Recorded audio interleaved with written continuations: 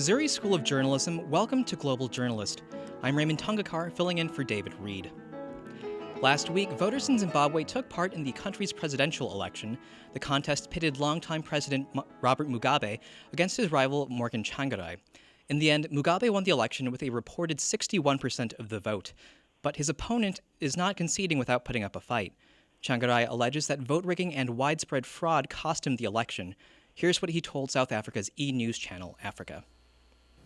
This is an election that reflects that this is a coup by ballot. It's not the reflection of the will of the people. It becomes null and void because it has no legitimacy. It's brazen. Today on Global Journalist, we'll take a closer look at Zimbabwe's presidential election.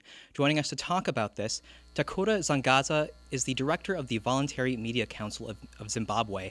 That's a media advocacy organization. Also with us, Ernest Mudzengi is the director at Media Center. That's an organization that assists freelance journalists in Zimbabwe. Gentlemen, thank you both for joining me today on Global Journalist. Thank you for inviting me. Okay, well, I want to start out by asking, you're both calling from Harare, the capital. I want to ask what the mood is like there right now. Takura, why don't you start first? Okay, I think the mood is a bit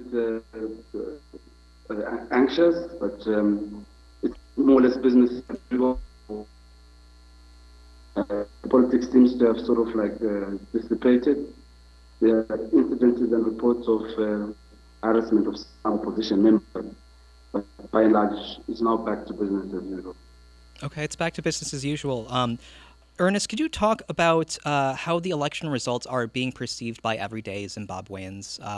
I guess Takura mentioned that it's an anxious mood. Are the results seen as being legitimate, or do people feel that the election was a sham?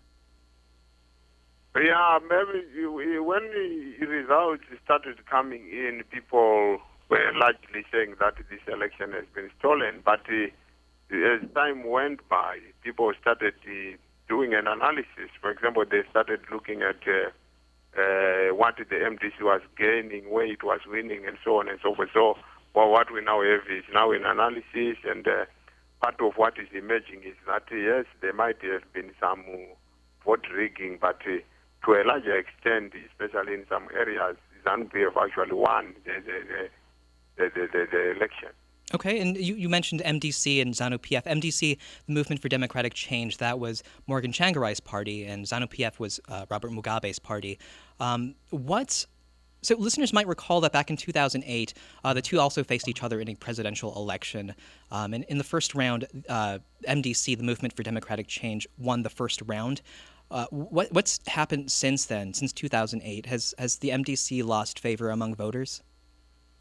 No, I wouldn't necessarily say that the MDC has lost favor among people, but what may have also happened is an issue about organization. You know, when you are working with people, you need to constantly be in touch with the people.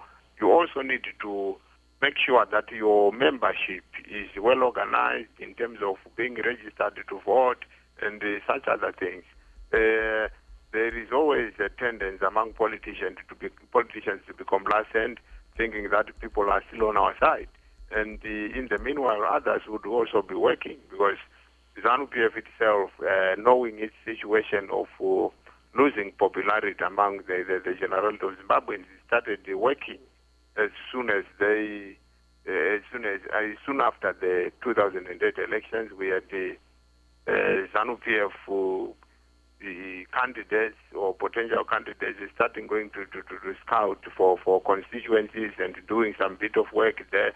Examples include one guy, a former military guy known as Mr. Nyanongo. He went to Nyanga, where he eventually contested with the MDC spokesperson and won. Then we also have the case of another ZANU-PF parliamentarian-elect, Joseph Shinotimba, who went to another rural area and started trying to mobilize voters. Okay, and why was ZANU-PF so successful at mobilizing voters? Takura, do you want to take that? Did they have an advantage over the MDC? Yeah, well, they have the initial advantage of having been in power for 33 years. So they're an experienced party, but they also made sure that they hit the ground running following their being put into what they did not think was a good marriage, the inclusive government. So they've been campaigning since 2008, and the MDC meanwhile was a bit like a daisical in its approach. It took things a bit too casually and did not prepare adequately for the election. Okay, but correct me if I'm wrong. In 2008, there was still a lot of public anger over Mugabe's the eventual deal that led to an uneasy power sharing deal between Mugabe and Zhangazha. Was that anger still there this year, or had it subsided? The anger had subsided because most of the anger was the result of the economic crisis that the country was faced with in 2007 and 2008, and the inclusive government stabilized the economy. And therefore, the easy anger at ZANU-PF was difficult to discern. It was more to do with which party is promising whatever the people was better. Okay, and what did both sides? Were there issues that they were campaigning on?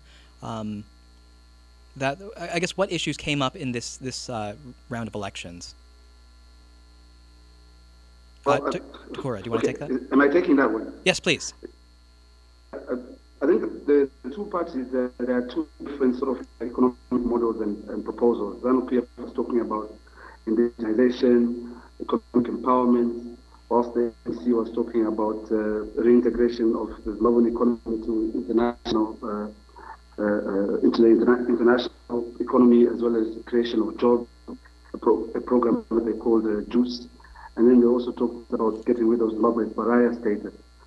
So two distinct approaches to the economy from the two parties. Okay, and you mentioned indigenization earlier. Ernest, could you describe what that is or what that policy would entail? Yeah, the one I didn't clearly get that. Oh, indigenization? Okay, indigenization basically is about transferring ownership of resources, especially economic resources and natural resources, to the black majority who probably remember that we had a colonial history in Zimbabwe, and that colonial leaders left most of the resources under the ownership of white people, and mainly we have had large international corporations actually owning things here. We have people from companies from the United Kingdom and other countries being the ones that are mainly involved in the extractive industry. So the indigenization is basically about making sure that the black people, or the so-called indigenous Zimbabweans, are in a position to control the means of production. They are in a position to make to be in key economic positions.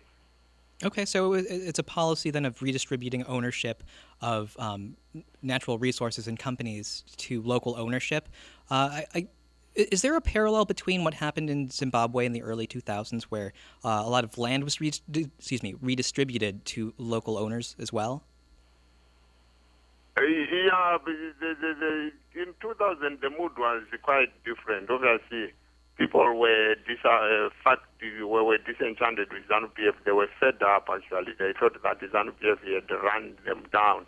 You know, the economy had gone down, and all sorts of things were happening. We had violence, and this time around we didn't have much violence, and we also didn't have an inclusive government in 2000. This time we had an inclusive government, and some people were also saying that the MDC should have done something during this era, the inclusive government. So it's a different context altogether, because we had no inclusive government in 2000.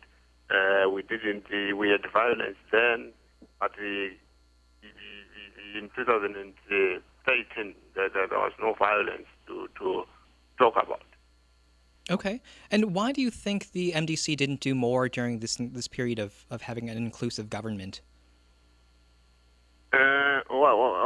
Can you come again? Oh, I guess you earlier mentioned that there was this belief that the MDC didn't do enough while they were in this inclusive government from 2008 to present day. Why do you think that was the case? Why didn't they do more? And I guess, is that a fair accusation that they just didn't do enough while they were in power? Well, yeah, obviously there are some people who have accused them. You know, the MDC, for example, controlled and still is going to control local councils in the urban areas. But they didn't do much. For example, there were no works programs, even simple ones they could do.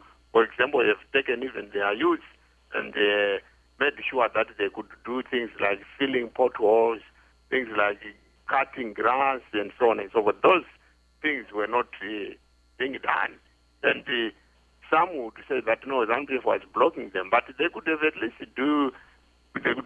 have done simple things like making sure that you clear the garbage, making sure that the potholes are cleared. You know, you just design a works program where you can use unemployed youth who most of the time would be at the party headquarters having nothing to do. They never were not so innovative.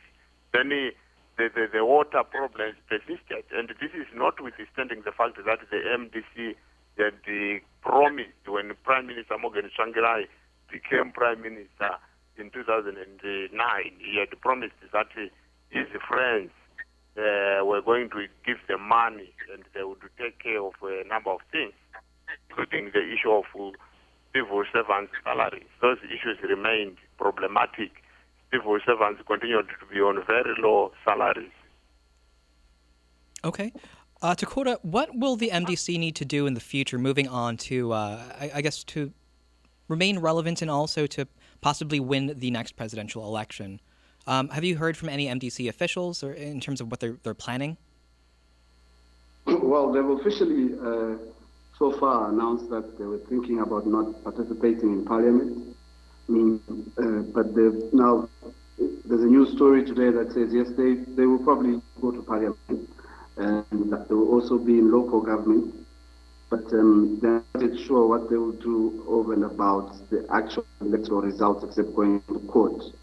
And that's what is being waited for. But in order for them to win the next election in 5 years, well, they have to go back to their membership and have to go back to their original mobilization strategy to get their members to understand what went wrong, as well as to literally restructure and reconstruct the components of their party at popular level. Okay. And earlier, you just mentioned the court challenge that would contest the election results. Do you think that's likely to? Do you think that challenge is likely to make it to court? It will go to court. Yes, it will be heard before the Constitutional Court, in line with our Constitution. And well, after that, we don't know what the judges will decide. I know that there have been comments about the judges being appointed by the president and therefore they're biased. But I think the MDC has also had some favorable judgments for its own issues in the last year or two. And therefore, this is literally an issue that should be about respecting the judiciary and waiting for the judgment. Okay. Well, I want to talk about Robert Mugabe's age. Was that an issue that came up in this election? At 89, was there a concern that he might not be able to fulfill the 5-year presidential term that he just won? Mainly from the MDC, they used it as a campaign tool. So, let's say, okay, vote for an 89-year-old. From a ZANU-PF perspective, it wasn't really about his age, it was about their party, and they intended to win collectively. They had more of a collective approach to it. But by and large, it was really never a generational question when it came to the election, or an age question. It was literally binary. It was which party will you vote for, never mind the leader. And it was the key thing here, or never mind the age of a leader. It was literally a political party campaign. Indeed, personalities played a key role in some of the campaign, but when push came to shove, it was literally about which party will an individual vote for. Okay. And Ernest, in Zimbabwe, who would, so the MDC and ZANU-PF, what groups of people would they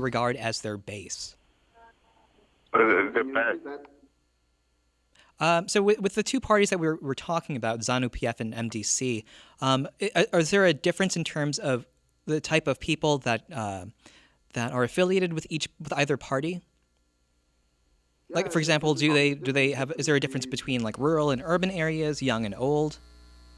Yeah, there's a difference. The perception was that ZANU-PF is strongholds in rural areas, but when we look at the results that we have now for this past election, I think MDC has made some inroads into other urban centers, especially the smaller ones.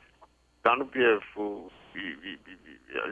has made inroads, for example, in areas like Kwekwe, areas like Kadoma. Those are smaller cities, while MDC has remained largely in the bigger cities of Bulawayo and Harare. They actually got almost all the seats in Bulawayo, urban, and here in Harare they lost some 4 seats or something. But what it means is that ZANU-PF, as per the most recent elections, has now made inroads into the urban areas, which at one point were perceived to be MDC strongholds. And at the same time, you will discover that in 2008, the MDC made some inroads into some rural constituencies, including those in Masvingo and Manicaland. But that was, we reversed radically on July 31. For example, in Manicaland, where MDC used to have 25 seats or so, then they were left with 4. And in Masvingo, they got nothing, and yet they had, in the past election, in the 2008 election, gotten at least 5 seats or something. Okay. Well, I want to move on and talk about the role the media played in this presidential election. But before we continue our discussion, I want to remind our listeners that you could view or listen to this program anytime by downloading our podcasts at globaljournalist.org.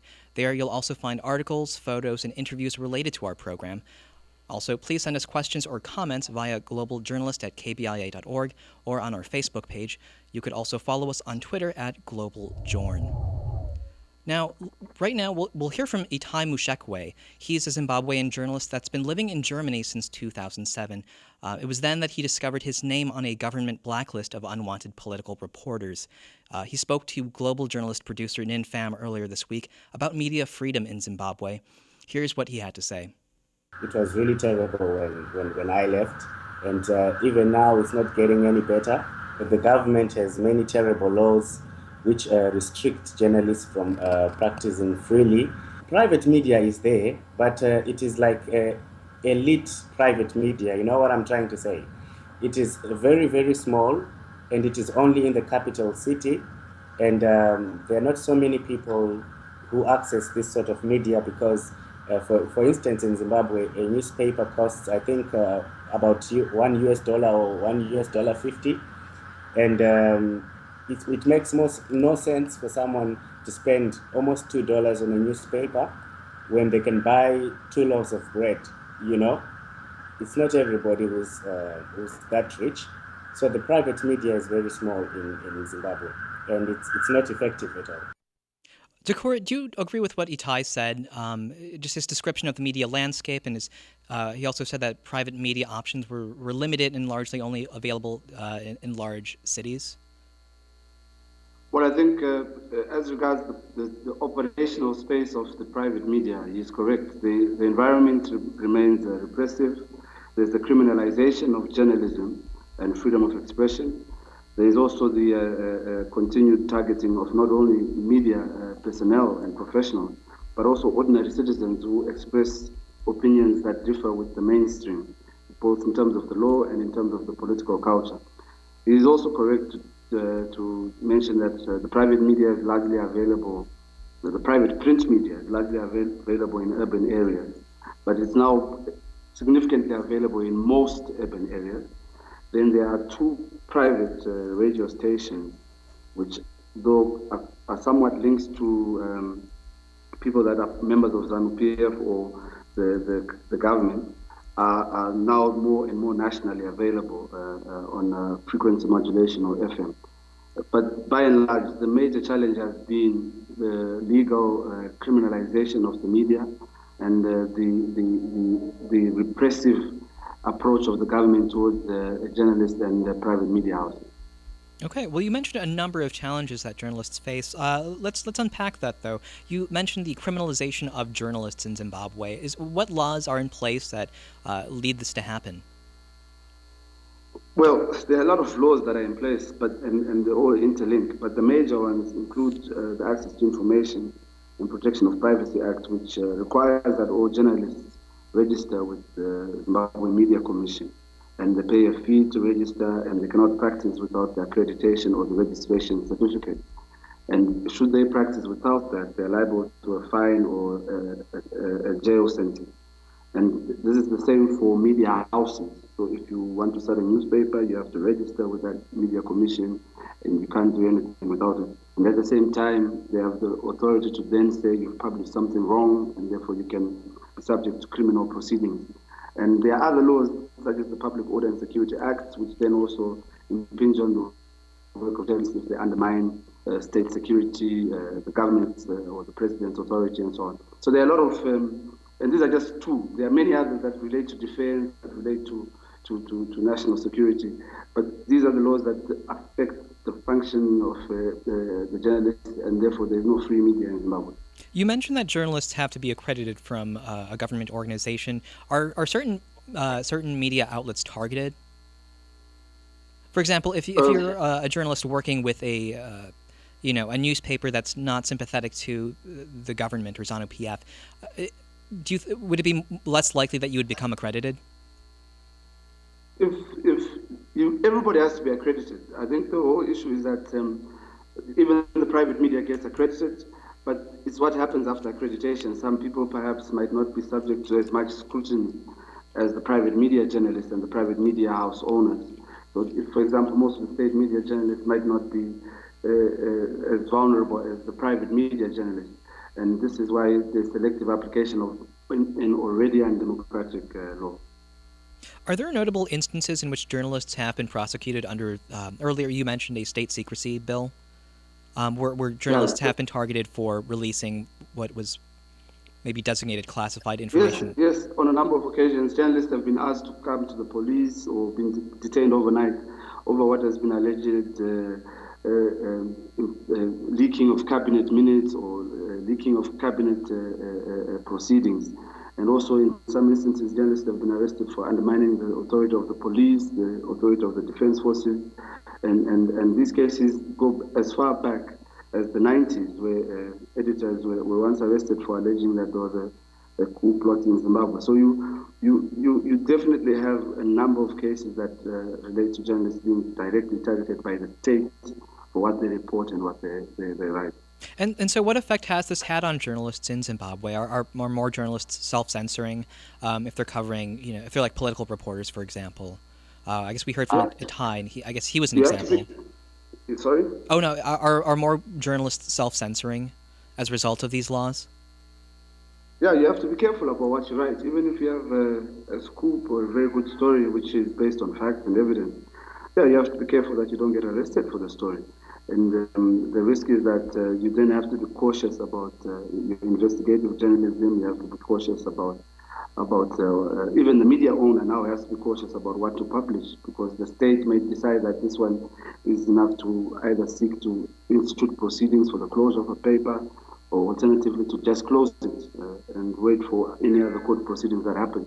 So it does lead to self-censorship, both on the part of the journalist as well as on the part of the media house owner, or the radio station owner, or the newspaper owner.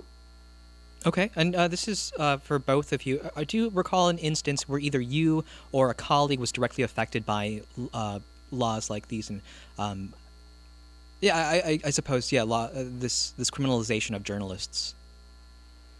Yeah, definitely. The criminalization of journalists, or the laws criminalizing journalists affect us in a number of ways.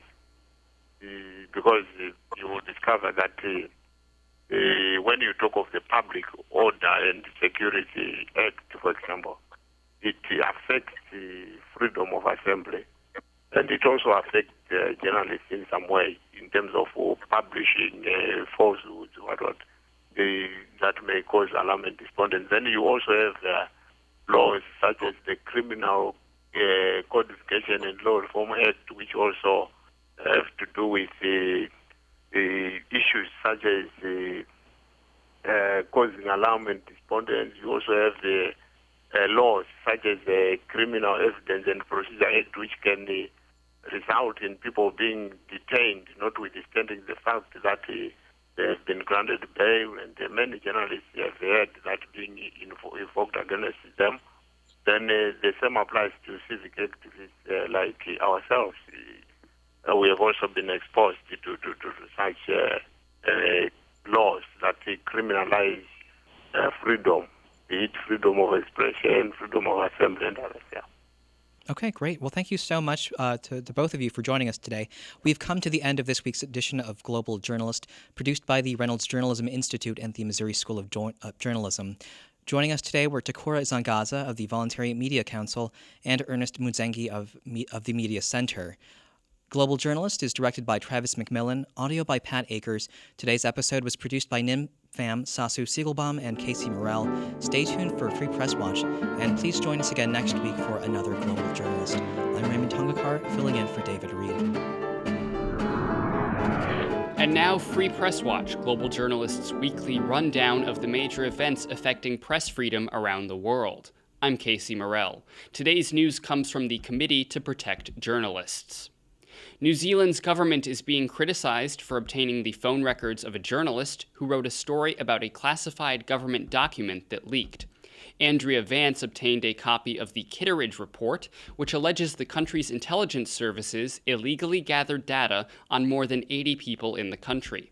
The government then admitted that 3 months' worth of data on Vance's phone calls were collected and turned over to a parliamentary commission investigating the leak of the report.